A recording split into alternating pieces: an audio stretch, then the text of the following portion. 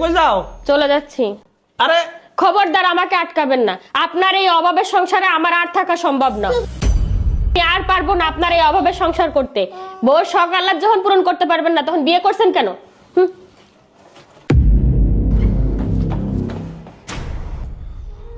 Hello মা, আমি চলে আসতেছি। আমি আর ওনার সংসার করতে পারবো না। কেন মা, জামার সাথে কি ঝগড়া করছো নাকি? বিয়ের পর থেকে শুধু অভাব লেগেই আছে। এই অভাবের সংসার আমার পক্ষে করা সম্ভব না। যখন তোর বাবার অভাব ছিল তখন আমি তোর বাবার পাশেই ছিলাম, আর তখন যদি আমি তোর বাবাকে ছেড়ে চলে আসতাম তাহলে তো তুই এতিম হতিস।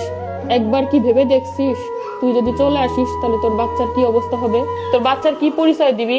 আমার মনে হয় প্রত্যেকটা স্বামীর বিপদে তার স্ত্রী পাশে থাকা উচিত। আর শোন, বাপের বাড়িতে তখনই আসবি যখন তোর স্বামীকে সাথে করে নিয়ে আসতে পারবি। এখন মাথা ঠান্ডা করে স্বামীর কাছে ফিরে যা। আর শোন, প্রত্যেকটা স্বামীর সফলতার পিছনে তার স্ত্রীর অবদান বেশি থাকে।